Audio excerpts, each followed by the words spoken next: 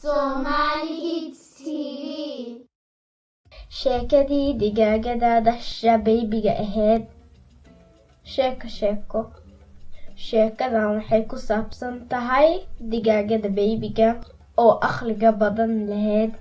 Tuulada la dhaho Buuladuuro waxaa ku noolaa digaagad. Digaagadii waxay dhashay 11 ukun. 10 ka mid ah ukuntaas muddo ka bacdi waxaa ka soo baxay 10 baby oo digaagad. Ukuntii 11aad oo noqon baby digaagad meeshaadii baa looga tagay.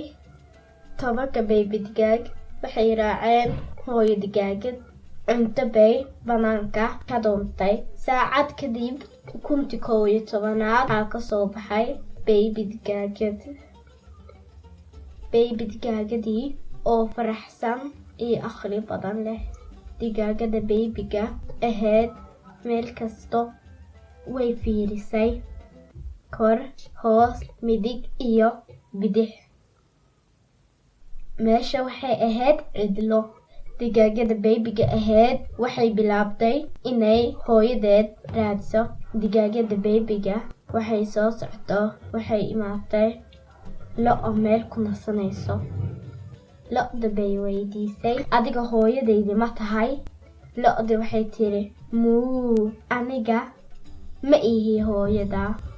Hooyadada laba lug bay ku socotaa. In yar kadib digaagada baybiga ahayd waxay tiri, okay, waa sii socon. Hooyadaydi baa raadin. In yar kadib waxay imaatay meel ay joogto.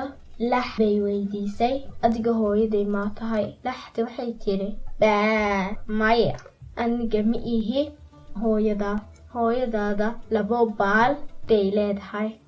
Digaagada baybiga ahayd waxay soo socoto. Waxay u imaatay shimbir geed korkiisa fadhiso. Shimbirtii bay weydiisay, adi hooyadaydi miyaa tahay? Shimbirtii waxay tiri, maya, hooyada baalal bay leedahay, laakiin ma duuli aniga camal. Shimbirtii waxay ku aamusatay inay caawiso digaagada baybiga ahayd. Shimbirta cirka bay u duultay. In yar kadib way soo noqotay. Waxay ku tiri, in yar haddii sii socoto waxaa arki doontaa hooyada. Digaagada baybiga ahayd sidaas bay ku heshay hooyadeed. Somali Kids TV.